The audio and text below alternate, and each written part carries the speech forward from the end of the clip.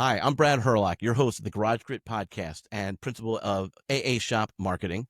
And this is a second in our series of the origin and impact stories, the owners' stories of how they got to where they're at.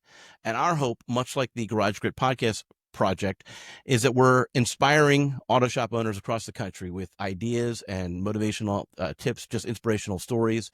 How did I get here? What's next? Kind of a thing. And so that's kind of our hope. And that's why we've asked Chris to be our guest from Community Auto. Chris, why don't you tell us a little bit about your shop and where you're at, and then we'll get into your background. Absolutely. Thanks, Brad. So we're a medium-sized shop. We got about 7 bays along with an alignment rack. We're in Fort Collins, Colorado. We've been here 30 years. Eric founded this out of his garage. We moved into this building actually 29 years ago. So it's been phenomenal. We got, like I said, 4 techs, 2 masters, 2 B techs, 2 service writers. We've just been here a long time. We're an active part of our community, hence the name. We do a lot of stuff in our community and get involved. But yeah, just been a solid shop for a very long time, and and established in a place that when we built, when we took over the building or moved in, it was farmland across from us, and now we are houses as far as the eye can see. Hooray. Okay, so community. A lot of shops will brag that they're heavily involved in the community. And when I push back, I learn that they put their name on one youth sports team. Tell me about give me some examples of your community involvement. So we're more involved than we are sponsors. So we do a lot of um, like work days. We kids come in and job shadow with us through the local high school. We are tied to both our local high school district in Fort Collins, but also Loveland High School District, which is the town just south of us. We sit on the advisory boards for both of those schools for their auto departments. We sit on advisory boards for other local organizations. Then we get involved as far as we partner with about 4 different ministries that are in our area that help homeless teens, that help single parents, uh, down and out, recovery, recovery farm. So we partner with them, and so we assist both their people that work for them, because sometimes a lot of these are 503c organizations that are trying to raise money, and sometimes their staff, they sacrifice to be there because they want to do it, not because it's a great career they're going to make a living on. So we help their staff out by doing maintenances and services. We help their clientele out by doing diagnostic and that. And so we want to be a part of that. And then every year we do a big uh, community cares day where the whole shop volunteers. Honestly, it's a huge community because our part suppliers show up with food, show up with free parts, show up with oil, and we do free oil changes and free safety checks on whoever's vehicle wants to show up. Our guys donate their time. It's an unpaid day. They don't have to be here, but I've never had somebody skip. And we just make it a big day. We have breakfast, we have coffee. Like I said, I got 2 suppliers that smoke, do pulled pork sandwiches, and they show up with all this food, and it's just like a day that we just demonstrate that we are part of this. Where are you doing this? You're doing this on the front, in the parking lot of your out front of your shop. We do all the food and everything. We just actually clear out our entire office and just set up all the food in the office, put up a big tent outside so people can sit in the shade. And then we just run cars into the shop and just all day. One year we had a little bit of opening. We actually walked down to Dutch Brothers Coffee because I figured, hey, there are a bunch of college kids. And walked down there and just stuck my head in the window and went, who wants a free oil change? And we changed 6 people's oil that were just working down at Dutch Brothers. It shocked me because the first person that I just said, what's free oil change? I had my shirt on. That was it.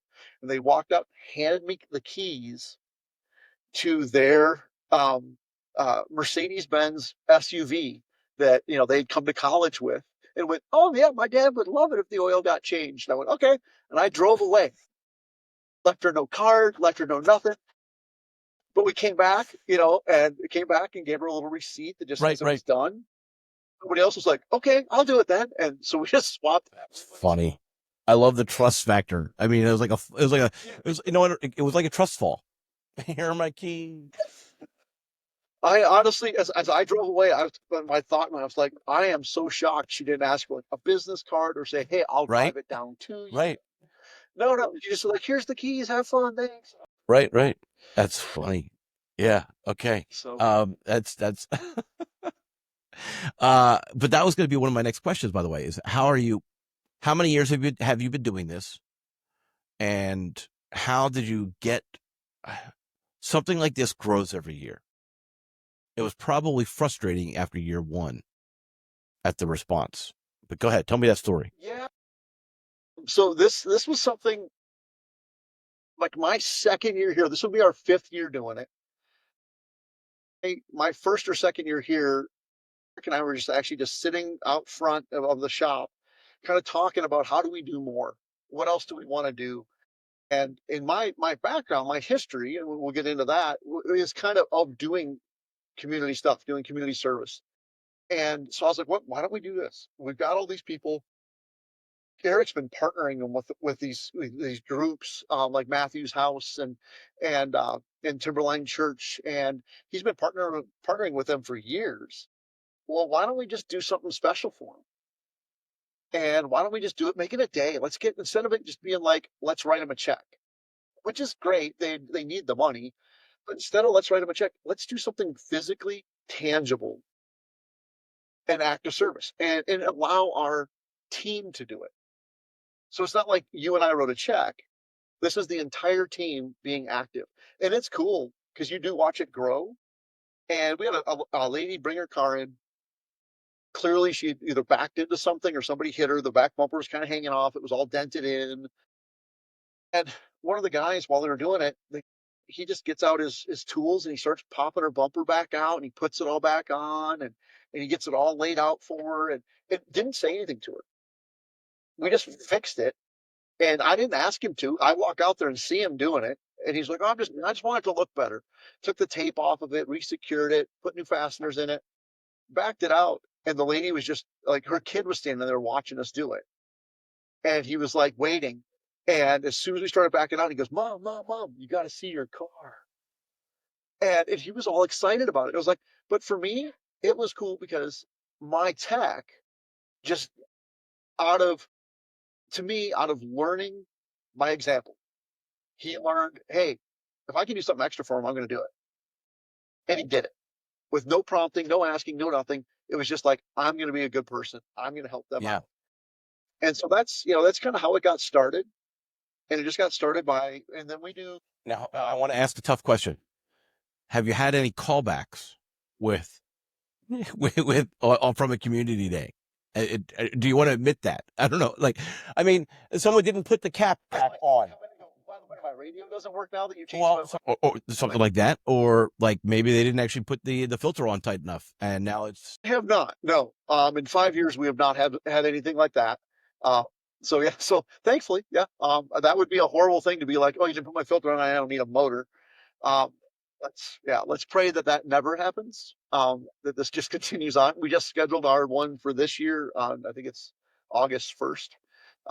Is when All right. So how you got when shop owners try to do community type events at their shop or around their shop, they often struggle with getting attendance. And on the January episode of 2025, there was a podcast specifically about community involvement. And the one person talked about how they launched today. They do these classes and they get a lot of attendance. But when they first started to do these classes, they actually focused on their existing customer base. Whereas someone else on that same podcast, he tried to do these classes and he didn't tell his existing customers. He focused outside his existing customers. And so there was a disconnect, right? There was no connection between the two to make the leap to attend a class. How do I know this guy knows anything? Not nearly as trusting as the college kid who just handed you his keys. So that's kind of what I want to kind of keep pushing back on. You're saying that the success, even in year one, was a result of you having connections to multiple organizations with whom you made multiple announcements about this day. we're featuring the Matthews House at Community Cares Day on August 2020 or 2021. Is that how it went down? Kind of. So it's actually, so I got a different philosophy of this. I don't care if we get credit for anything. It's my true thought on it. So what I do is I call Matthew's house and I say, hey, you guys have an entire clientele of people that you are already serving, that you are already working with. I've got 27 slots. I would like to give you 7. And I want you to give them to your people. And I want you to take credit for it. I want you to go, hey, Brad, we know that we just think this could be a great blessing for you. So we arranged for a free oil change and safety check on your car. All you have to do is show up on this day with this piece of paper, and they'll do it for you. And in fact, if you show up in the morning, there's coffee and donuts. If you show up around noon, there's pulled pork sandwich. So but that was the key, right? You were actually giving them almost like an appointment reminder or appointment card of sorts.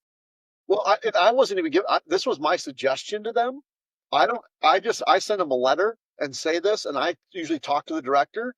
But I think what makes it successful is I'm giving them something of value. They're using it to create a better connection with their client. They're using to create an opening with their client. They might have a new client that maybe is having a hard time, especially. So Matthew's house deals with a lot of homeless teenagers, a lot of them that are living in their cars. Well, they may not be overly trusting, even of the people of Matthew's house. So for Matthew's house to be able to give them a gift that they see real value in creates trust. Well, so now Matthew's house, they see it as a great benefit for them personally to create this contact. So all of a sudden they care more. They're reaching out to that client the day before. Hey, do you want to go? Hey, don't forget about that. Hey, make sure. So your letter to Matthew's house has Matthew's house mentioned, maybe even their logo and your name and your logo, and no. Literally, it has my logo on the top, and I send it to them and say, and I explain exactly what I just said to you. Hey, I want to do this. I want you to take the credit for it. You tell your customers however you want. You get them over to me. I'll give you these 7 slots. I'll give them 7 times. You get those people over to me, but I want you to take the credit. Don't tell them that we're doing it for free for you. Just tell them you've arranged a free service. And that gets Matthew's house a buy-in. Now they're not just going, oh, here's this. They're doing it for free. Go ahead. No, Matthew's house is going, oh, we're going to take the credit for this. We're going to use this to our advantage. One of the organizations we use it, they use it as a reward.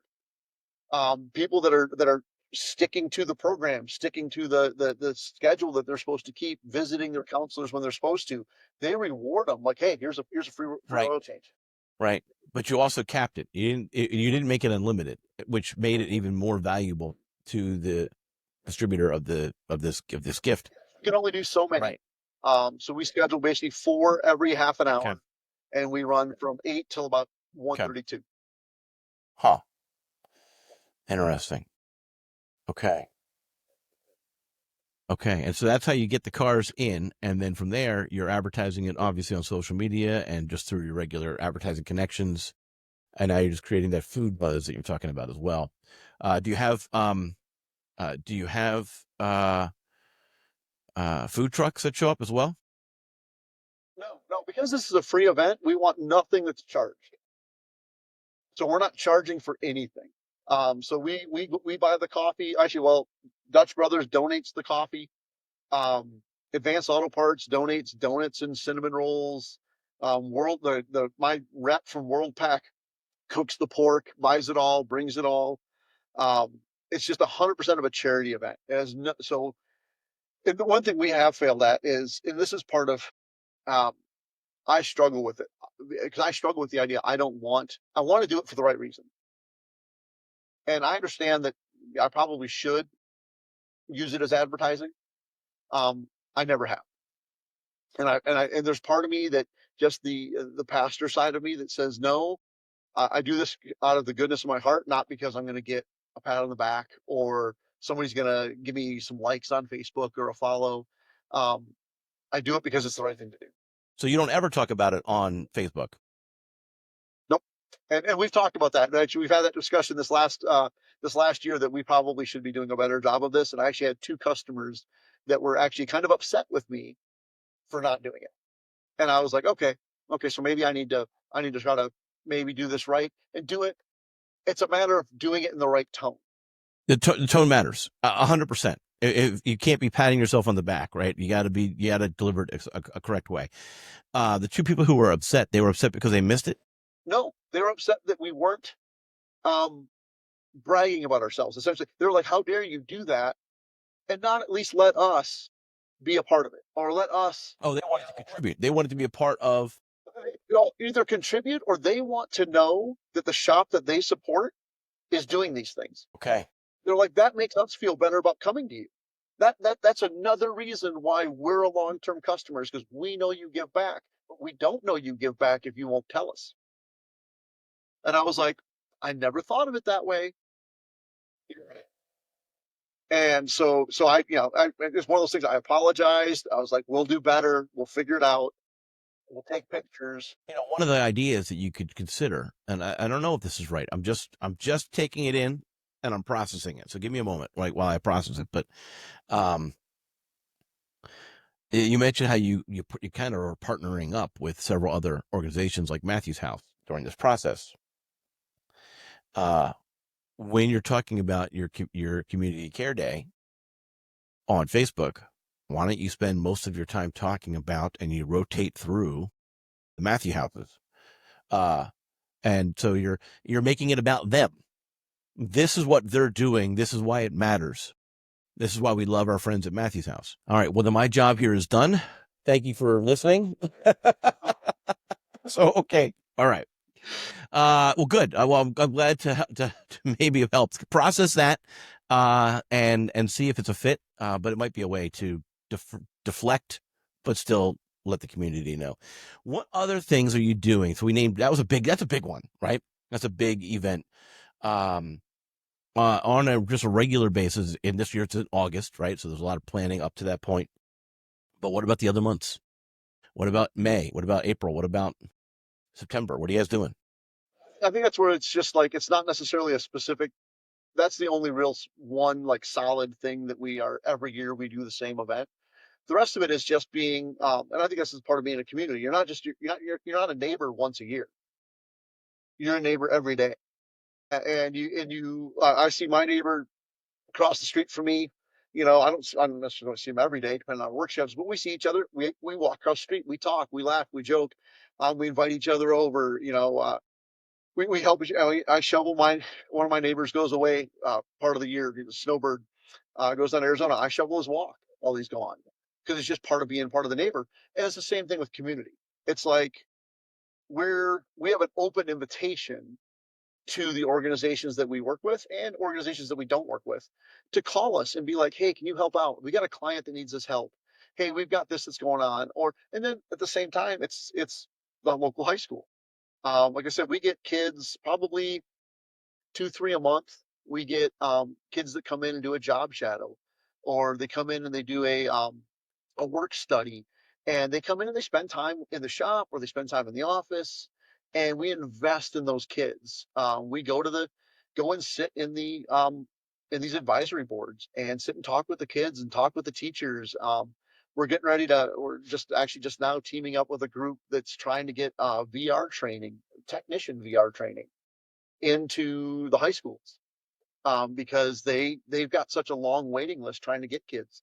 And so I'm going to have a meeting with him here in the next couple of weeks, and we're going to see what it's going to take to do that, to maybe give more opportunities for kids to learn. And it's like a day in, day out. How do we take care of our people? How do we take care of the community?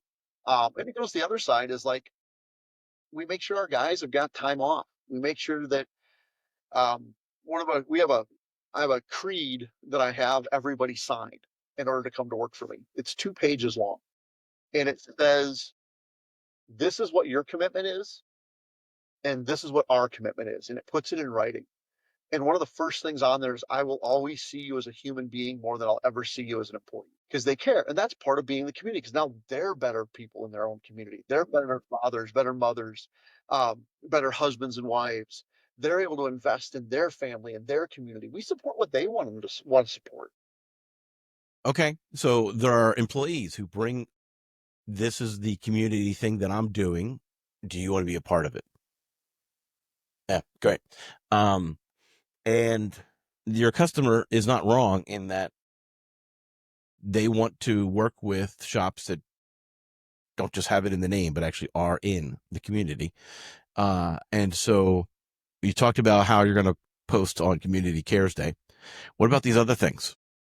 I think we're actually just in the process of this, of as I'm becoming more and more involved in different aspects, I'm stepping more away from the front desk to be to be to work more on the company rather than in the company. And that's where I'm kind of stepping in and trying to be like, okay, I need to be more active in our marketing. I need to be more active in our social media. I need to be more so that we're actually really capitalizing on and appropriately talking about what we are and where we are, and what makes us different and why you would want to bring your vehicle to us. And so we're just starting that within the last 2 months. I have just been kind of working towards that, trying to make some changes, trying to step into some different rules. And so we'll see how that works out. I've got a lot of gray hair to be trying to figure out social media. So Well, that's why you punt and you have someone else figure it out.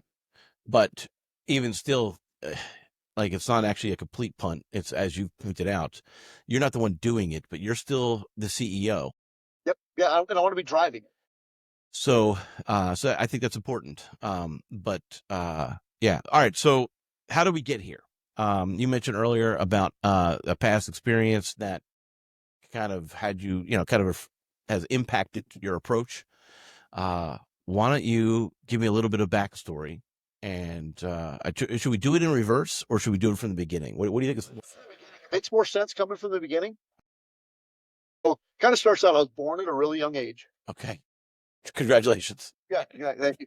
Uh, so, but I grew up in a small town in Wisconsin, and so I'm going to give you the really really short version of this part of my life, but it really developed a lot in mine. So I was just kind of an awkward kid, and I decided I wanted to find a way to fit in, and so my idea was to drink. Yeah. And so Like how many millions of other teenagers yesterday? yeah, but at Right. 14, unfortunately, I also knew how to drive. And at 14 years old, Yeah. I was drinking pretty good, and I stole my dad's car and tried to take a foreign exchange student girl that we'd kind of started dating, tried to take her home, and I unfortunately rolled that car, and she passed away. And so that was kind of my defining moment of my childhood, I'd say. Um, I was a pretty messed up kid. I attempted suicide a couple of times. My parents, being great parents, they were afraid for me, and they wanted something to occupy me. So they took me to a guy's house, Gary Hughes, wonderful man, passed away a couple of years back now, um, and basically made me Gary's little shop hand. And I did whatever I wanted. Gary fixed cars on the weekends, and I just did exactly what Gary. So it wasn't a business of his. It was a weekend hobby. Weekend hobby. He was a truck driver. He drove truck with my dad. My dad drove semi over the road, and I just fixed whatever I was told to fix. We did brakes, we did power steering. I got to play around and work a little bit on a 68 442. I helped put an engine in a 71 GTO. But it was just like, and honestly, I look back and go, I don't know what I was doing. I was just doing what I was told. Tighten those bolts. I was small enough I could get Right. under the car without a jack, and it was just like tighten those down, and it was just stuff like that. And then his wife, just kind of, unbeknownst to me, Beth, just spent her time praying for me and caring for me. And she just paid attention to me. And so that was kind of my introduction to auto. Well, that led to one of the guys we fixed a car from was from a local church. And I always say he tricked me into going. He introduced me to a couple of pretty girls at the church. And I was 15 years old at this time. So I ended up at church. Um, Through that, she ended up meeting my wife through a couple of different ties. church, Yeah. but actually Okay. my best friend dated her at Bible college, and Okay. then he introduced us, um, Okay. and her and I got married. Well, that kind of led down that road, though. That led me to Bible college, and then, but I never thought I'd be a full time pastor. I wanted to like work a job, and I would volunteer with the church because that's the youth pastors I knew. That's what they did. They were never full time. And so, but I had an interest for cars. I had a knack for them, but I never really was a mechanic. I was, as you could tell, I could talk, and I could just. And so I started out in about 18 years old. Started out detailing cars, and then worked my way up into service writing, and then just kind of did that for a long time. Ran shops. When I was about 22, I took over a diesel shop and just kind of was like a assistant service manager for them, small independent shop.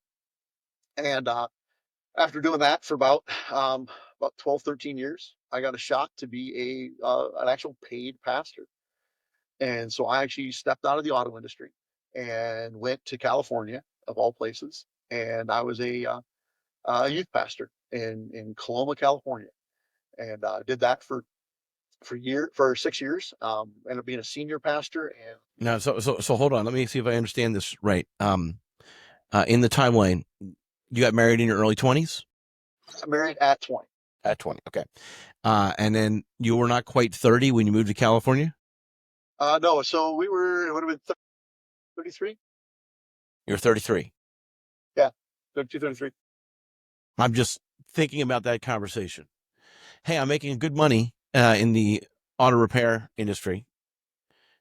Let's move to California. Did you start drinking again?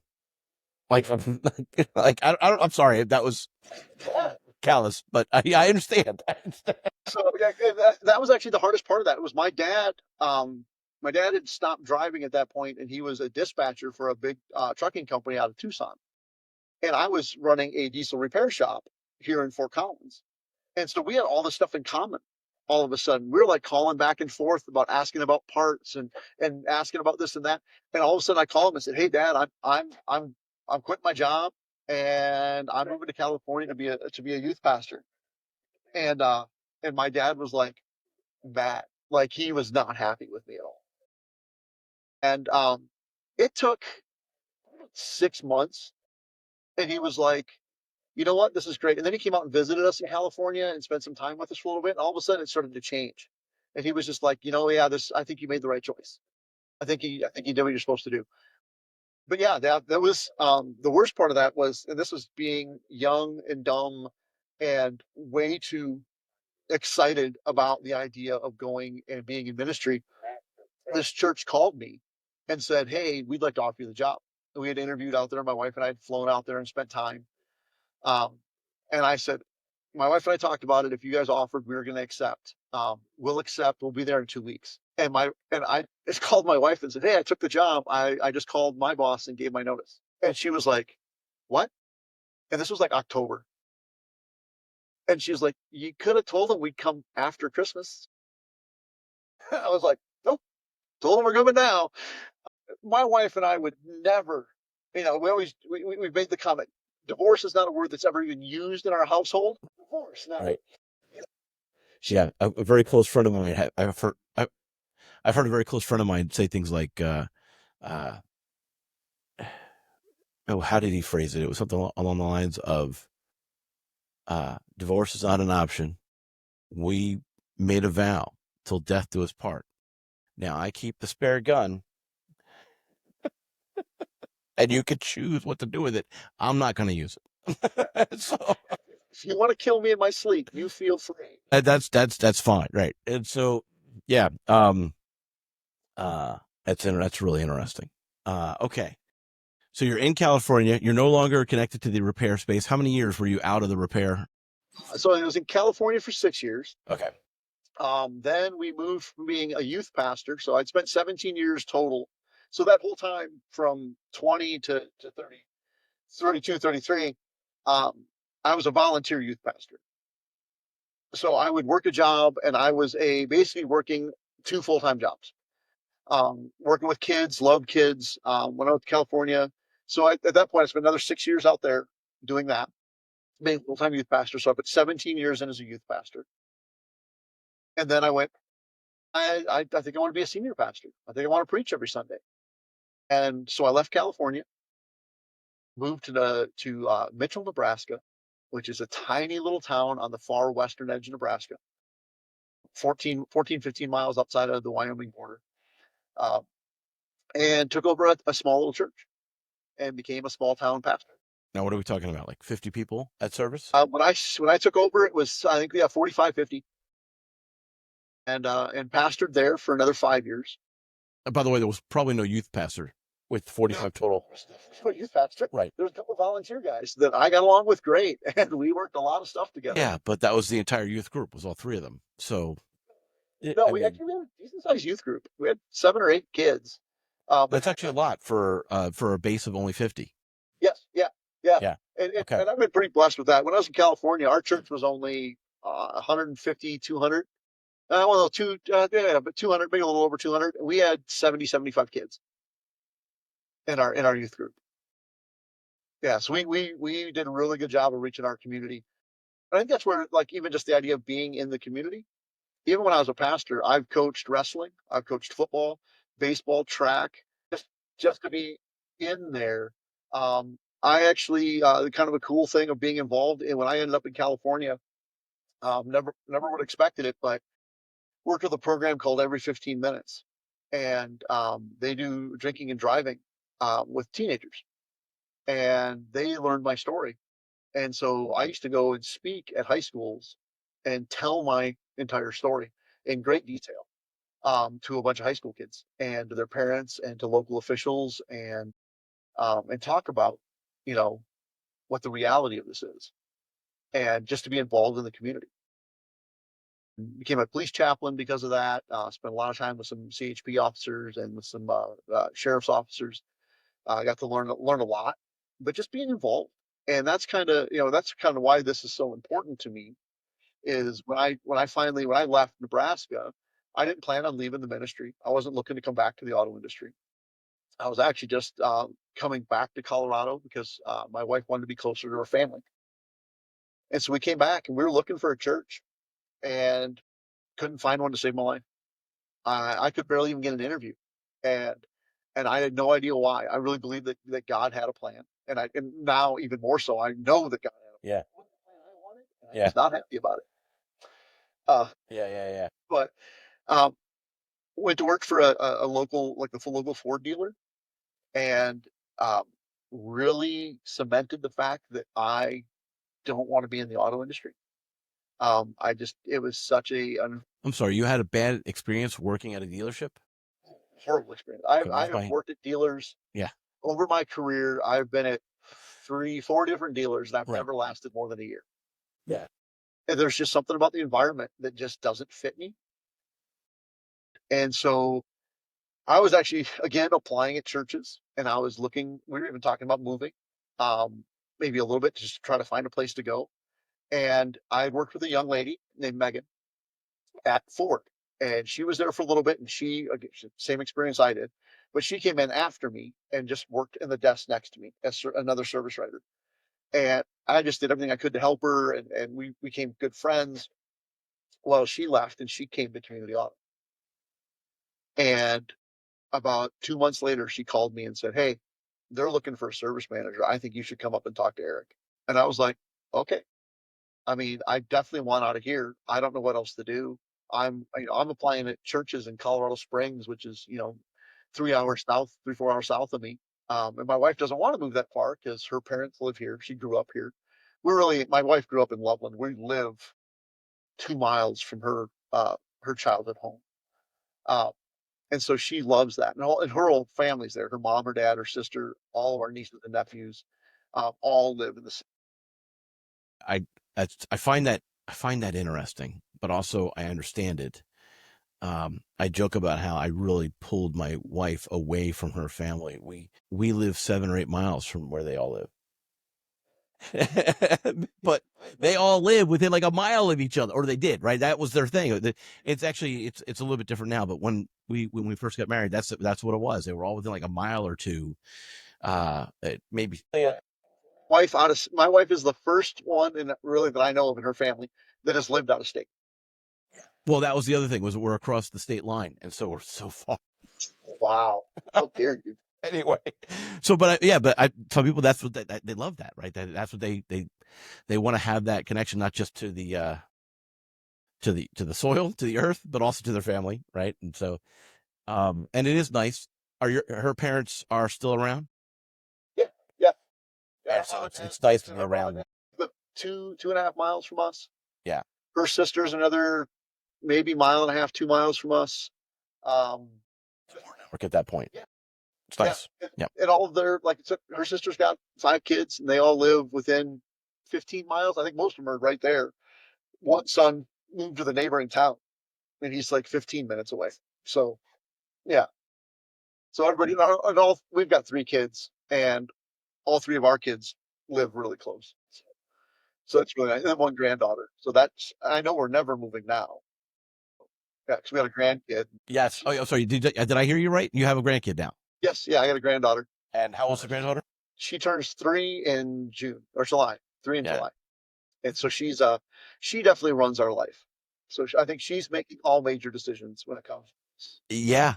Yeah. That's been my observation, that the relationship with that a healthy relationship between a grandparent and a grandchild is, I don't know. There's probably books written about it, and if there isn't, there should be, because it's really, from a psychology standpoint, I think it's fascinating. My parents, I remember seeing them interact with my niece when I was in my 20s, and I was like, oh, I mean, I was okay. I had already moved out, but I realized I was of no consequence anymore, right? Like, it was, it was all about, the grandkids. God bless them. That was awesome. I thought that was a good thing. Yeah, I think I always tell my kids I thought I knew what love was when I had kids, and then I had a granddaughter. Yeah, I'm not sure I love them at all because she is so much more important. Oh, that's awesome. Because I sort of get that. From like a basic, yes. My son turned 10 last week, and or was it 2 weeks ago now? 2 weeks ago. And yeah, uh I understand that. I understand that he can't possibly understand love until he has his own children. And if you're telling me that I can't possibly understand love until he has children, okay. It just ramps it up. It's really weird. It also helps you're in a different place in life, and it does help. You can send them home.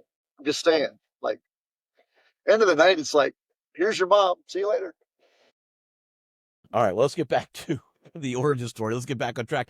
So, all right, so Megan brings you in. Does Megan still work for community? Yeah. So Eric and I started talking. Well, Eric and I have very similar philosophies. As far as, like, we're here not, we're not.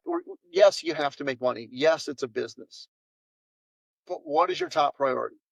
And for me, what Eric said to me that really kind of swung it to me, he goes, "Hey, I've never been a pastor. I've never ran a ministry. But to me, my ministry is that I can help people. And the way I can help people is I know how to fix their car. And I can do it fair and I can do it right." And I was like, okay. And so then when I came in, Eric's like, "Hey, how do you want to treat this? I want your stamp on this too. Even just as a service manager." He was like, "How do you want this? I want this to run the way you see. I want to see your philosophy in this." And so I started treating it like my staff is the people that I minister to. That's my ministry. My ministry is taking care of my staff. And I've got a slightly different philosophy in business. And kind of how I see it is a lot of major businesses. You've got the business and you've got the customer, right? And the business's prime goal is to take care of that customer. And so the way they do that is they run over the employee to take care of the customer. And in the auto industry, I see it all the time. We wear out our technicians because we will abuse them to take care of the customer. We will take advantage of them to take care of the customer. We will cut their hours to take care of the customer. We will undercharge and not pay the tech to take care of the customer. Whatever it is. we always kind of dump it on them. And I see it differently. I see it as and I don't have three hands, so I can't do this right, but it's me, the employee, and the customer. If I take care of the employee, they'll take care of the customer will take care of the company. I'll take care of the employee. I am constantly looking for how I can be a better blessing to my staff. And that's how we ended up with a 4-day work week, because I wanted them to have more time with their family. I wanted them to have more time to be a mom, to be a dad, to be a husband. I wanted them. So all of a sudden, this sort of the pastoral side of me that says, man, how do I a blessing to people? How do I minister to people? Not how do I employ them? Not how do I pay them? How do I minister to them? Because I think there's a difference between caring for somebody and ministering to somebody. I can care about people, but man, when you minister to somebody, you're like, oh, you're taking a deeper step to not just take care of their needs, but take care of who they are. That suddenly matters more. And that mattered more to me. And when Eric said, hey, what do you want to do? And I said, you know what? Let's do a company lunch every month. And just for the purpose of like, okay, how's everybody doing? What's going on? But let's teach a lesson once a month. And it's lessons like, how do you value time? How to be at the time we had just a staff of all guys. So I did a lesson. How do you be a better husband? How do you be a real man? What does it look like to be a man? Not a boy, not a kid, not a male, but a man in today's society. When we had guys that everybody was married, it was like, what does it mean to be a good husband? What does it mean? So we started investing in it. And then as our staff got more diverse, we started doing stuff just like, what does it mean to be a better part of society? What does it mean to care for others? What does it mean to, and we started teaching these lessons about them. Did you have a text? Do you have when you were teaching these lessons about how to be a better husband or about how to be a better man in general, do you have a textbook or a short textbook that you reference? It's a lot of stuff. It's a lot of Bible for me, just because of my background. And so they get a lot of biblical lesson without necessarily me ever opening up a Bible. It's biblical philosophy. Sometimes it's biblical verse, just not giving, this is the address of it. And it's not, instead of telling you it's John 3:16, here you go. It's just, here's the concept.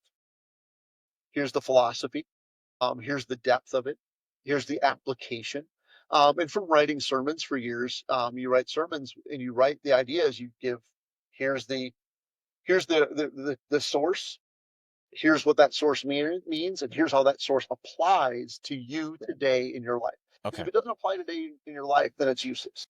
So I'm curious about, like, do they know this coming in to work with you? Yes, yeah, I tell every one of them that we're and now During the hiring process, we do this once a month. we do monthly meetings. We invest in you. Now, and Topics are faith-based or have a faith. so and this is where when I spoke for the state patrol, I got really good at, because you go into a public school, you cannot come in and be like, okay, I'm a pastor. Here's the Bible verse. Here's what that. No, they just shut that off right now. So you come in, you talk philosophy. You come in and talk application. You come in and talk. Here's the moral lesson, and you don't necessarily have to come in and say like moral lesson of even the prodigal son. There's a couple of moral lessons there, but one of the big moral lessons there is when the son comes back after he's had everything, is that the father celebrates him no matter what. And that is a big part of the lesson. So, well, it's easy to go out to these guys and teach, like, hey, your kids are going to screw up. And the question is, how are you going to react as a father? Are you going to hold it over them? Are you going to remind them every time that they do something else or they ask to do something else? Or are you going to go, well, but last time, remember when you did this?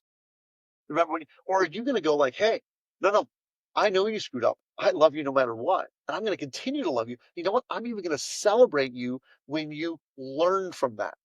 Even if you're in the doldrums of it, I'm going to celebrate you. My story, my dad, I mean, I can't imagine what my dad felt. I have no idea what my dad felt. I can tell you that I talked to my mom when I started telling my story at high schools. I talked to my mom and said, "Hey, what was it like the years after?" And she said the years after, she would wake up in the middle of the night hearing that knock on the door because it was like 1, 2 in the morning. And the police officer came to my mom and dad's door, knocked on the door, and said, "Your son's been in a car accident. He's in the hospital." And that haunted my mom. And I'm sure my dad, being my dad, knowing my dad, old school Marine, my dad probably wanted to throttle me in the moment. And my dad was not a guy that said, "I love you." He just wasn't. His generation. I remember my dad in the hospital hugging me and making sure I knew he loved me. And to me, I go, that would have been the opportunity for him to be like, smack me. What were you thinking? What, and just to be upset and be angry. I wrecked his car. I took a life. I all the reasons he could have been. This was the key opportunity for him to justifiably be just livid and angry with me. And that man, who was a hard father, hugged me and told me he loved me. And so I go to these guys and I teach them the same thing. Your kid's going to screw up. What are you going to do? How are you going to love him?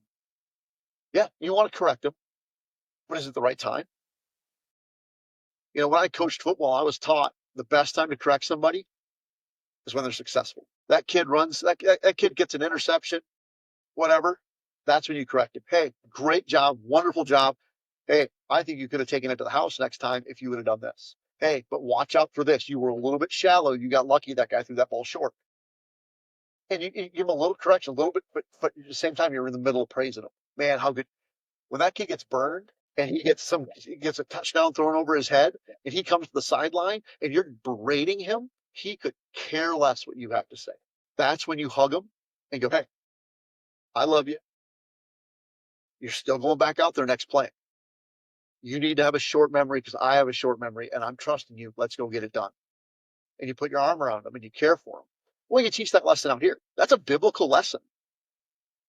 It's not necessarily have any of the scripture brought to it, and it's okay. And there are times that guys now, they know me.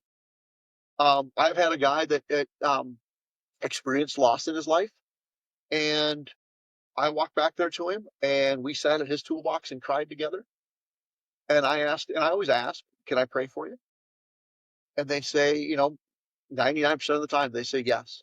And I'll sit there and I'll pray with them, and I'll cry. And I heard one of your guys on one of your podcasts talk about like he has got the hug rule. On Friday, they got to hug each other, got to tell each other how they appreciate each other. And it is awkward. I've hugged one of these guys and they don't know what to do sometimes. Right. Because they're like, we're two men hugging. This is weird. Right. It's okay. Yeah. And so to me, that's my ministry. That's why I fit so well here. That's why Community Auto is Community Auto. I knew a guy growing up who was very much a hugger, like just hugged any and everybody. And envied is probably the wrong word, but I don't have that comfort level. And so I've always been, I really respect and appreciate how much of a hugger he was, and how I wouldn't have minded being a little bit more of a hugger, but I'm not. I can do the bro hug, like where you kind of grab hands. Yeah. That one's on me. But yeah, I mean, so this is kind of, it's kind of a long, convoluted way of saying, but that's really what it is for me. It's become a ministry. Yeah. And I really like the triangle perspective. You take care of the employees take care of the customers, and the customers pay you or take care of you.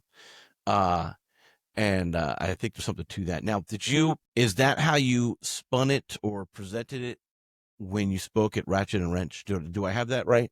Can you tell me about that? exactly, Ratchet and Wrench was promises, profit, personnel, and people. And that one I really just talked about, like, don't tell your people something you're not willing to do. There is a shop that I know of, just from personal experience, that has talked to their people for 7 years about health insurance. We're going to get you health insurance. We're going to get you health insurance. We're going to get you health insurance. And I just don't say it if you're not willing to do it.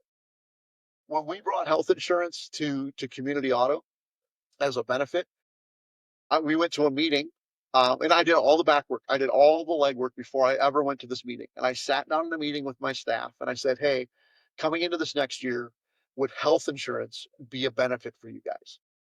Paid health insurance, 100% paid health insurance. Do you guys see that as a real benefit? And they said, yes. Yeah, every one of them. Yeah, yep, absolutely. If you could pay that 100%, that'd be awesome. That would take so much more. It's tax-free money at that point. And I said, great. I already talked to Kent. He's our insurance guy. He'll be here next Tuesday to sign all of you up. And if they would have said no, I'd have just called Kent and said, don't bother coming. But I wasn't going to even make the offer if I wasn't ready to to keep the promise.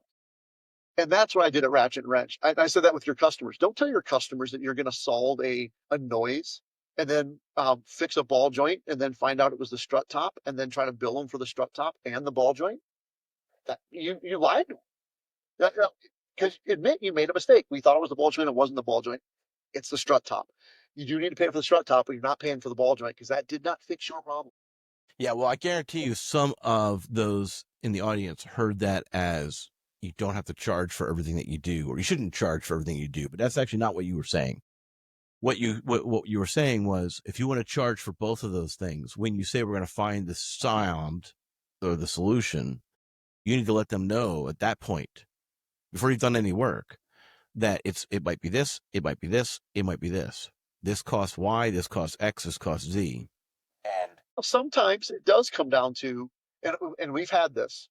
We fixed the guy's noise that we heard the noise. The guy was like, "Oh yeah, this is what it is," and we fixed it. And customer leaves and comes back 10 minutes later. Noise is still there.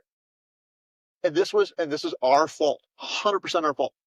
Go out and ride with the guy. And he goes, there, you hear that? That's the noise I'm hearing. And man, that thing drives me nuts. And you're like, and the tech's going, oh, I wouldn't have even noticed that noise.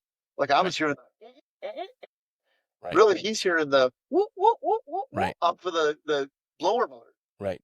Because he's sitting in the car. He's not, we looked, that was the service writer's fault. That was my fault. That was the tech's fault. We should have gone for a ride with that customer. We should have verified that noise. We should have asked more questions.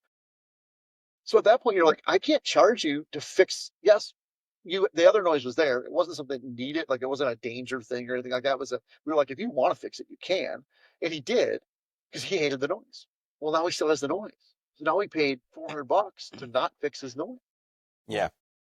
Well, at that point, I look at it and go, I gave you my word that I was fixing your noise. Now, there are times that you're right. You go, hey, the ball joint's making noise. We're going to fix the ball joint. We think there's more noise. We're going to drive it again. Oh, you do need a strut. Oh, well, you do need, and we're going to continue on. So, but if you just say, this is your noise, we're fixing it, you better fix it. And doing the right thing costs money. What's the title of that presentation again? It was promises. And I can't remember the order. It was personnel, people, along that lines. Yeah. I've got it somewhere on my computer. I can probably pull up the slideshow I had for it. But it was all about integrity. We'll see if we could find it online somewhere and link to it in the show notes. It was a good talk about just like, how do you treat your employees? And it's both ways. It's how do you treat your customers, the promises you make to your customers. And that comes down to like even promise times and being in contact with people. There's a reason we're very specific when we promise things.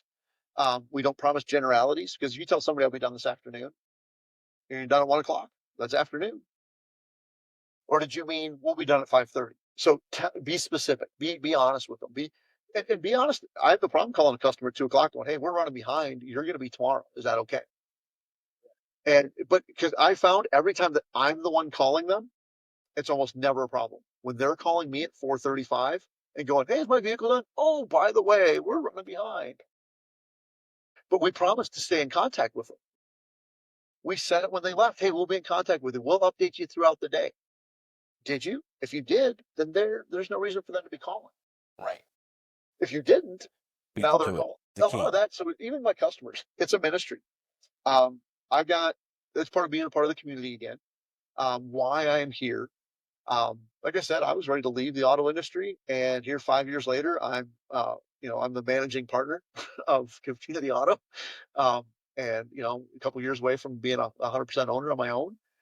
And So I'm gonna interrupt. Back up a little bit. How many years between you being the service manager to being a managing partner? um, 3 months. a year. 1 year. Okay. Yeah, it was like, and this was, you and I were kind of chit chatting beforehand about succession plans, and I think Eric was kind of looking, but really didn't know. And then a year of working together, Eric went, I think you fit. You fit my philosophy. You fit. And for me, I always say, Eric built this train. I'm just driving it down the track. I want to honor his legacy. And if you find somebody to come into your shop that has the same philosophy that you have, has the same mentality you have, has the same attitude you have, and that's the kind of person you want to pass on to, a person that's going to honor your legacy, not just somebody who's going to pay you, but somebody that's really going to care. Rick wants to know that when one of his customers from, like, we've had customers that have been here 25 years, 25 out of the 30 years they have been with us. They want to walk in, and Eric wants to know that they're treated the same as when he stood there. He wants to know that they're being talked to, that they're being cared for, that even if they only come in, we got a couple customers, they come in once a year for an oil change. They drive their vehicle maybe 80 miles, 1,000 miles. They don't drive it all, but they want once a year, they want an oil change, they want it checked over. Well, they need to be just as valued as the guy that spends 20 grand a year on his fleet vehicle. And that's what Eric wanted. And so I think that when we met and we kind of started doing this, and he was like, and I had the because of my ministry experience of organizing this stuff, and that's where even our community cares day. That's just like another youth event. So I'm used to organizing that stuff. I'm used to putting it together. I know how to talk to charities because I've been the guy that's been on the other side, running the charity, having people call me and and figuring it out. And because of that, um, we're just able to really mesh together, and that made a big difference to be able to say, hey, this is how we're going to care. Okay. Huh. So I'm curious, where are you going with this business? Where are you going with the shop? What's next? I'm just at that point of figuring. That's kind of the whole, like, we need to start being more online. One of the things we've never done, we've never advertised other than like Google. Um, we don't do advertising. Maybe, well, that's a true. I think we do one or two flyers a year, but those go out to most of our existing customers. We've never really had this strived like, oh, let's expand, let's grow. And I would have told you before Ratchet and Wrench, I was like, I don't ever want another shop. I don't care about being bigger. I don't care about any of that. And a guy at Ratchet and Wrench, I can't remember his name, uh, but he comes up and he goes, so we talked about this whole philosophy. We probably spent a couple hours talking. And he says, you never want another one. He goes, okay. He goes, so you really enjoy like changing the lives of the 6 people that work for you? I'm like, yep, absolutely. He goes, what if it could be 12? You don't think the other 6 are worth it? And I looked at him, and my actual reaction was, shut up. I'm not happy. I didn't want to think about this. I was good not thinking about it, you know, and and I still am. I don't know. Um, I want to see us grow. I want to actually, um, I want each and every one of my goals right now is I got a couple of employees that don't own their own house. Um, that's what we're figuring out. We're going to figure out what it's going to take. How can we participate more to get them into home ownership? Uh, how can we get where we've got a financial program we put them through? How can we get them make sure all debt is gone, that they can live their best life? How can we build them up and teach them how to retire, how to, plan for that? So right now, my future goal, my short term immediate goal is to really invest in the staff that I have right now. I do think our community is uh, stable enough and large enough that we could grow. Um, we could expand. Now we don't own our shop. We lease the building we're in, uh, but we do have 2 extra bays that we don't currently utilize. We actually sublet them off to a guy that details cars. Uh, but we could potentially move into there eventually one day. I don't know if that'll happen or when it will happen. But there's also part of me that's not my focus. Okay. It's one of those things. If it happens, absolutely, I will embrace it and I will run with it. Yeah. But right now, I really want to just make sure that my guys are taken care of, that they are. the best equipped they can be to be the people that they need to be, the husbands, the wives, the moms, the dads that they need to be. That's great. I've talked to other shop owners where they're talking about they sit down with their employees and work through vision boards, 5-year plans and 1-year plans and those types of things. And then he says he holds them to account and he's okay. You said you wanted to be here. We made a plan. How you doing? Right. And so, but how you get there might be a little bit different for each person or each shop. But the idea that we're not just cogs in a wheel, that we're actually actively involved in the lives of our team members, and they are involved in the lives of their customers. Yeah, that's a really good spot to hone in on and to kind of think about. Are you involved?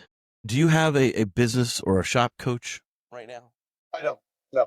And have you ever been a part of a peer group or coaching group? Nope. Okay. Have you ever helped someone else with their shop and grow their shop? So you've kind of been the coach. I don't know. You probably didn't get paid for it. It was probably just volunteer helping your neighbor out. Just a buddy of mine. Right. Right. Okay. Yeah. Well, that Denver. So he's an hour away from me. Okay. We worked together years ago, and he's at community or at the dealership. No, at dealerships. He's actually he did really well. He was at dealerships for years, and he decided to step out into his own, and he just started calling and going, "Hey, how do you do this? Hey, how do you do that?" And I was like, "Great." And then his opening day, I drove down there I was going to buy him lunch and just tour his shop, and we ended up spending 4 or 5 hours together. And then we since then we've coached, and we just kind of talk through stuff, and I help him kind of arrange stuff and give him contacts and help him build. And so, yeah, so I've been able to coach him a little bit. I've done it for some other business owners, just in other businesses, um, just on like just the mentality of, and that's even before I was here, even when I was pastoring, just because I always joke, my mom was an economics teacher, and I think that brought more into my life than anything else, because I love numbers, and in the concept of business is pretty basic for me, pretty simple for me, and so I'm able to like really just kind of look into it and see it and see where it needs to go, and so I've been able to sit down with some other friends of mine that have owned companies and been like, let's give guidance. How are we going to do this? How are we going to build that? What are we looking for? What's missing? What are we overlooking? And I've been able to coach people in that. But I've never had one of my own, and I've thought about it every now and then. But then I'm always, I don't know, I'm a little bit of a loner, even though I So do all this stuff. I I I've read multiple times from multiple different sources that it's important to have a coach, as well as it's important to coach, because both help you develop your own journey in different ways. And so I found that interesting. But um, I've always had hesitation with coaches in general because I feel like they have a very generic. Many of them do that. A lot of them have a very generic playbook that they run for everybody, and I think that misses the mark. I think people like yourself or myself benefit from a coach who is more specific and more, okay, here's what you're doing. Okay, let's fine tune it. Like I've said this on the podcast before, use this example where, a professional baseball player has a batting coach. They're at the top of their game, right? They know more about batting than you and I will ever experience in our lives, and yet they still have a coach because that coach is fine tuning what they've already the level that they've already gotten to that most can't even begin to aspire. But they're still fine tuning it because it's a very specific, not a generic playbook. And so, I could see that, and I interviewed a couple coaches, and I'm with you. I think a lot of them are somewhat generic. A lot of them are all about how are you going to grow your company? How are you getting those missed sales? How are you? So, and that's not necessarily my philosophy. Is I hire service advisors. We advise people, if I ever heard one of my service advisors high pressure sale or even fear sale, well, if you don't do those breaks, you could potentially, you're done. You can go work somewhere else, um, especially after training. Obviously, the first couple of weeks, and they're just trying to figure it out, and this is what they were taught, but not anymore. You don't fear sell. I've had people say like, "Oh man, your brakes are like 2 millimeters. If you don't do them, what if you get in a car accident and hurt somebody?" And I was like, "What did you just say?" No, that's not true. And so let's have a talk here. Let's advise them. Like, let's advise them. Let's let them know. Like, you can go a little ways. You don't want to go a long ways. You could cause more damage, which would cause you more money. And we don't want that. You could cause problems. There is potential, but we're not just like all of a sudden, what if you killed somebody? Come on, that's ridiculous. So I've got a different philosophy of it. So I've talked to a couple coaches because I was advised in the same way, like you should have one. Okay, I'll look into it. All of them were a lot of sales. I want to, so if I do find a coach, I need to find someone that's more about like, oh, hey, how do you engage your community better? How do you engage your people better? How do you drive? Because to me, you know, sales come if you do everything with integrity and you do everything with the right motive and you do everything with just that high level of responsibility, sales will come. I don't need to pressure sale people. I think we've proved that our company has grown year after year after year. We've been here 30 years and we're still experiencing some of our best growth. Well, listen, I might be a little biased here. There is one other piece to that integrity formula that you just gave. Um, and some would call it marketing, but but I'll simplify it and say visibility. And so, because if nobody knows that you offer this integrity, then you're not going to sell anything. Like you need to be out there, and you need to have a customer base. Like you came into with what Eric had already built. So that's a starting point, right?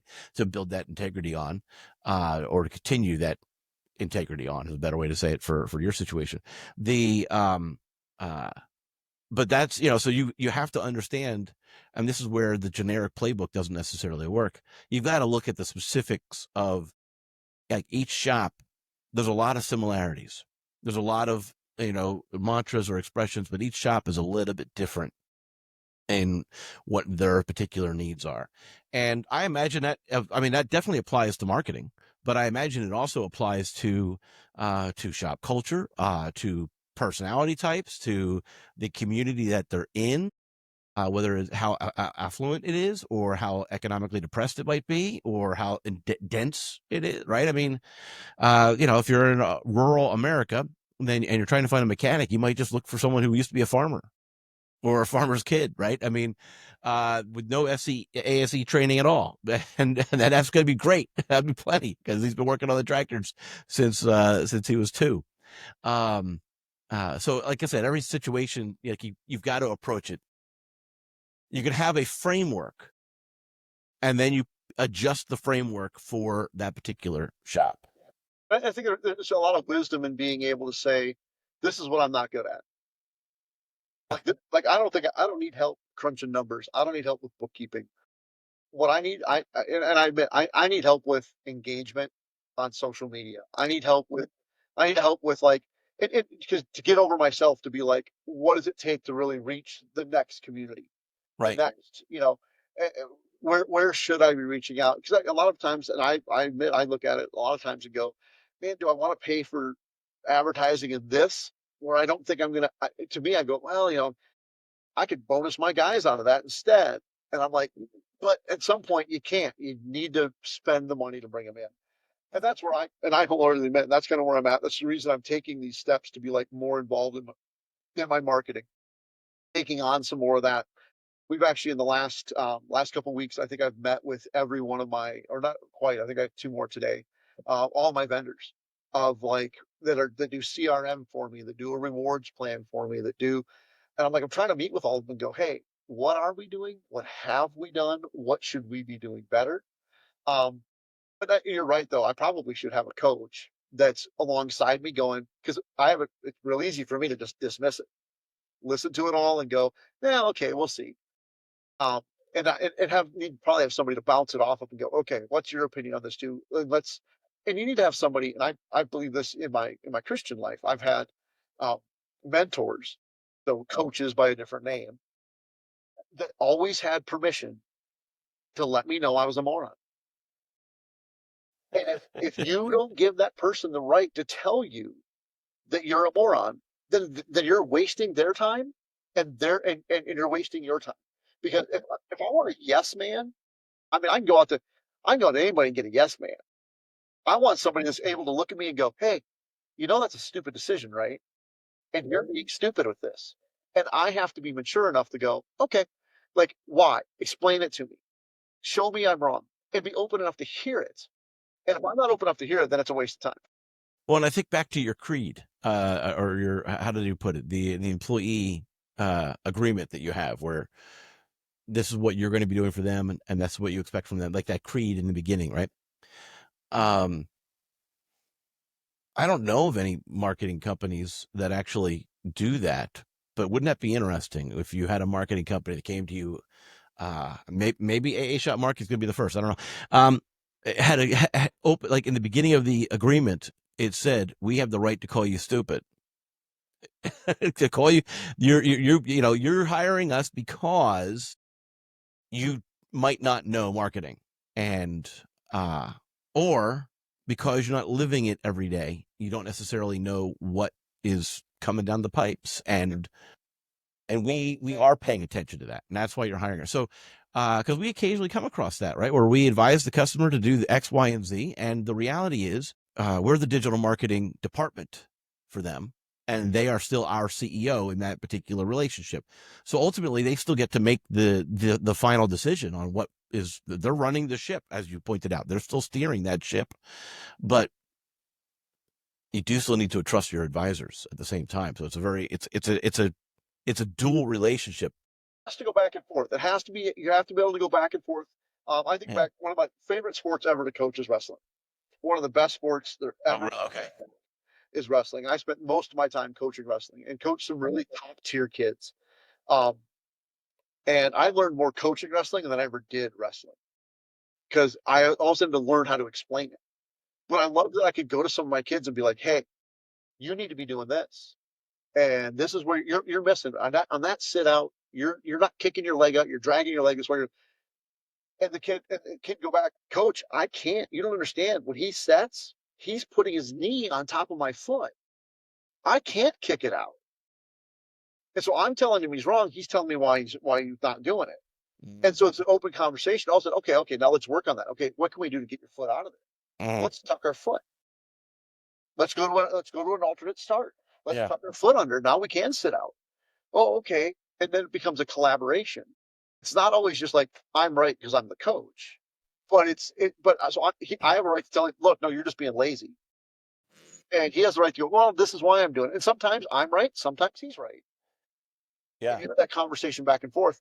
And if you have that open conversation back and forth, that's where I think it makes it like if my coach can tell me I'm stupid and I can go, okay, prove it. And he can go, okay, here's point A, B, C, and D. There you go. This was my thought process. And he can go, this is where you missed it. Okay, Mm-hmm. that's great. Then I can move forward. But a lot of guys aren't open to that. You tell somebody they're wrong, they instantly they stiffen their back. You know, the hairs come up and back to their neck, and they're ready to fight. And you can't do that. Well, it's important for you to have, especially with a relationship with a marketing agency, to have that back and forth, to have that transparency. Like that's one of the things that we're trying to reflect is I'm not going to sit there and tell people, okay, we can give you X number of phone calls by Friday, because there's other moving factors. Like for all I know, two of your franchise-based competitors with tons of corporate money decide to dump it all into Fort Collins, and now all of a sudden I'm competing against their spend, right? And that was overnight. Like that's possible, right? So Because they're 200. right. Right. So, it's so what we're always doing is we're saying we're going to be very transparent. Here's the next play based on the current field, right? Here's the current landscape. And when the landscape changes, which it will, we'll be making adjustments and letting you know about those. But you got me thinking. I wonder how often I could do a better job getting their pushback and then applying it differently, right? I wonder about, like you were saying about like he couldn't move his foot from underneath because it was pinned down. But what went to in my mind was, well, marketing doesn't work because I've tried Facebook before and it didn't do anything for me, right? And so, all right, so now we know where you're coming from, and now let's talk about how we're going to actually approach it with better engagement this time around, instead of just closing each other out. Yeah. I've had one of the best examples I can have is I uh, was pastoring as a youth pastor, and I made some mistakes. I did some things, and the pastor and a couple of the elders came to me and said, "Hey, this is what we see, and you did this and this and this and this, and so because of that, this, and we want to see this." And my first reaction, I was a young kid. I was probably 21, 22 years old. So you were arrogant. So yes, and I was just, but honestly, I was crushed. Okay. I was just like, oh my god, I mean, like, and we finished up, and one of the elders grabs me afterwards. He says, "Chris, I'm going to tell you something. You got two choices here. You can be mad, and you can walk away. That is always a choice. You're not paid staff. You're nothing. You can just be like, you know what? I'm not coming back next week. Figure it out. I don't care. Or you can humble yourself, take a breath, and really, really think about it, and come back with an appropriate response. And you can demonstrate that you are willing." And him and I ended up talking a couple times that week. I came back to the board and I said, "Hey, if this is what you guys see, A, I accept it. B, I want you involved in changing it. You can't just come and say I'm deficient in these areas and then walk away from me. You have to say you're deficient in these areas. This is how we're going to grow you. This is how we're going to improve you." Like you said with the batting coach, the batting coach doesn't look out at that baseball player and go, your swing isn't quite right. See ya. Hey, that's not fair. One thing I used to hate when guys did with me as a youth pastor, as a pastor, they'd come up to me on Sunday and they'd go, "Hey, are you free this week?" And I go, "Yeah." "Okay, let's do lunch. We really need to talk." And they'd walk away. I'd spend the whole time like freaking out. What did I do? Did I offend them? Did I say something wrong? Did I, you know, and then you get together and be fine. But it was Yeah, like, yeah. you don't do that. You go, "Hey." See, I thought you were going somewhere different with that. So I accept the anxiety piece of it, like don't just throw it out. But I thought what the number of people who are, hey, let's get together, and they're just fake, and I know that they're being fake. I actually will pull out my calendar and say I'm available next Tuesday at 1 or and 100% of the time, right? They're like, "Oh, I gotta check." Okay, you go check. Yeah. I got the anxiety part. It's just when you're running, with, you're playing with your spiritual growth. You're part of their family. You're part of it. Yes. And when people say stuff like, especially like before a sermon, okay, after a sermon, did I say something to offend Okay, you? Are you leaving the I can church? see that. That's Ask for your check back? What? What's going on? all right. So I think last question for you is: has there ever been any of those types of let's get together for lunch or have a further conversation after the monthly training with the employees? Has any of your staff, and then you wondered, did I say something in there that kind of rubbed the chip on his or her shoulder the wrong way? And we need to go deal with this. Yes. Both good and bad. Um, I like the fact that we are a smaller group. Like I said, there's 6 employees plus me that are actively at the shop. Um, so with us like that, we're small enough that guys will catch me in the shop and just be like, "Hey, Chris," and I'll walk over, and while they're working on a vehicle, they'll be like, "Hey, I really appreciated that." And so that side usually happens there. There has been a couple where it's been like after we've had a talk, somebody's been like, "Can I talk to you real quick?" And I am because of my past, I am yep, let's go. And so we like walk to the back office. I will kick somebody out of the back office, like, "Go eat your lunch outside," because we're going to sit here and have a talk because I want to know. I don't want to spend like I'm the guy that if I'm going to write you up, man, I fret about it and I lose sleep over it. But if I just get it done, it's fine. Right. And so Okay. I'm the same way back to me. So I have had guys that have come back and said, I didn't appreciate that. I felt like you were attacking me. Um, and I try to tell them like, look, this isn't specific. I've never written one of these like thinking like, oh man, that guy needs to be a better dad. I've seen how I've never done that.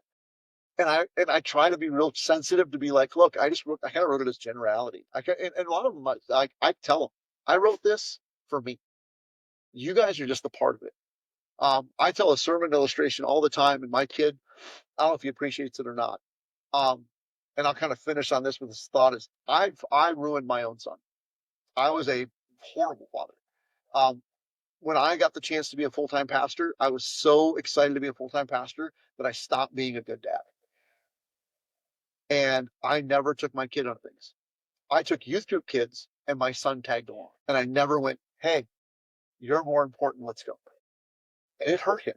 It seriously hurt him. And it seriously hurt our relationship. And so when we got together, finally, when he was like 19 years old, we got together and it was an argument. And I had to finally go, you know what? I'm wrong. I screwed up. I apologize. That makes 100% sense. There was no, I say all this on the idea. My son and I love each other. He's my tattoo artist. Kid's great. Okay. He's super talented. He's wonderful. He's designing some of our new logo stuff or some of our new advertisement stuff. He's Fun. phenomenal.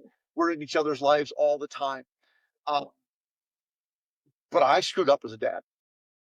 And I tell these guys, and I can feel it in my throat right now that I get a little choked up with it. I don't want them ever. I got guys, one, two, three, four. I got four employees that got young kids. I don't ever want them to make the mistakes I did. And if I can speak into your life and I can make you a better dad, and not that I'm making you anything, making you a better dad. I'm just pointing out, don't do what I did. And if I can build my company so that you don't do it, so you can't be at work any longer. You have to go home. You have to spend 3 days with your family. If I can force that upon you to make you spend more time with your family, because I know that's going to be greater Yeah. than a bigger paycheck, than thinking you've accomplished your goals. Isn't that the case? I mean, all right. So I was 20, maybe 19, and uh, we called him Uncle Ed, but he was just from the family, not really an uncle. And he took me aside and he said, promise me you will never sell cars. And I'm like, well, I'm looking for a job right now. I don't know what I'm going to do. No, promise me that you're never going to sell cars.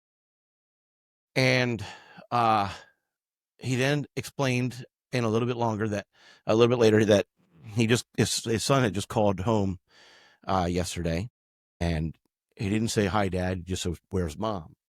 And it really hit home that when his son was home from school and growing up, he was at work selling cars. The other thing that's a challenge with our society, our culture, we're so focused on careers. We're so focused and I feel like we do an injustice to, and I know that I'll probably get pushback on this, but I feel like we do an injustice to women, with such a focus on career. You can be an astronaut. You can be this. And yes, you can. That's amazing. But we'll never have a bigger job than being a part of our families. And, we don't work to family. I'm sorry, I said that backwards. We don't we don't family so that we can work. We work so that we can support the family. That's right. Give me 1 second. Hey, don't you guys be talking crap about me. I heard that. I heard you. Customer and service writer are having a good time at my expense. Oh, okay. All right. I don't know that I'll have to zoom in on the sound later to see if I could hear what they were saying. But no, so what I was trying to just kind of point out was just that we don't family so that we can work. We work so that we can support the family. And it's important to keep that priority. Yeah. Now, I want you to work so you can have a great life. And there's satisfaction in the career. There's no doubt. But yeah, there's. I think that's where I look at the millennial generation. As much as we complain and this and that, about them. I look at the millennial generation and I go, my son, I look at my son and go, he got it right. I mean, he works enough that he can enjoy his life. He doesn't slave away. He doesn't want to work 60, 80 hours a week like I did when he was growing up. He wants to work enough that he can pay all of his bills and enjoy to have some fun and be able to put money away so he can retire. But he also wants to make sure that he goes on hikes. You know, one thing I love, he takes his niece, my granddaughter, he takes her at least once a week and goes to the park and goes and buys ice cream and like literally leaves his phone at home and just goes and enjoys this little girl's life. How many lessons could be made by that alone is a great lesson for parents right there. I'm not sure I would have ever done that as a kid. And Yeah. I'm actually challenged as a grandpa because sometimes even when I'm with her, I've got my phone with me or something. No, This idea of like, no, we're going on. Yeah. Leave it in the car. 100%. I will be okay. You know, and I tell my wife, this is where I'm walking. If you absolutely need me, drive the road. You'll find me. Yeah. She's not walking for 8 miles here. We're going on like a 2.5 mile walk, and I'm carrying her halfway. Yeah. We'll be fine. Yeah. Now I'm going to push back a little bit on the 80 hours or 60 hours of work thing. I think it's great the way you described your son's life. I think that's spot on. But I also think that somebody who is not yet started a family to be working 80 hours to stockpile a little bit so that they have a little bit more flexibility when it comes time is also a good thing, right? Like I come across, my nephew, I was like, work as many hours as you want. Do it. Absolutely. You're young. You actually don't need sleep yet. Like it doesn't, like you can just keep going. All right. Well, good. I would agree with that. It's like, but part of it is also just don't kill yourself doing it. Yes. You know, don't kill yourself doing it. Don't sacrifice. I love this. Again, my son's cousin, my nephew, they're 36 hours apart. And they're 20, turning 29 this year. And they are of the idea of like, he's getting to that point. He's like, hey, I've put in a lot. That kid works 60, 70, 80 hours a week in construction. And he's going, you know what? He's already told his boss, he goes, I'm coming up on 30. I'm coming up on 30. I want to invest in my wife. I want to have kids. And I tell you what, I ain't working those hours when I have on those things. I am never going to sacrifice them for you. And I appreciate that because I was more raised, you go to work and you work, and that's your job. You provide, mom will take care of the kids. And that's what we did. My wife was a stay-at-home mom. And I see it now. My kids have a phenomenal relationship with my wife. And I never thought I would sit and be envious of it. And I am. And now I'm turning it around. I'm cutting my work hours. I'm taking my kids places. I'm trying to get, I want that. And I think we should want that. And I want that for my employees. We have when we have good situations at home and in our families and communities, we do a better job at work. Yeah. And so that comes back to the shop in that regard. So, this has been great. I've enjoyed the conversation. I feel like you and I could probably talk for another 2 hours. I was thinking the same thing. We should probably wrap this up. Yeah, we probably should. And that's probably what your coworker, your team members were actually commenting on, right? Was how long? Like he's been in there a long time. Sure he's just not asleep in there. And I'm like, I'm not asleep. Stop it. It's funny. So, but yeah, so thank you so much. This has been another episode of the extended Garage Grit Project podcast, and we're with Chris from Community Auto. And Chris, thank you again for sharing your origin and impact story and how you're continuing to impact the community, not just with your company name, but also in your actual community. So thank you for that.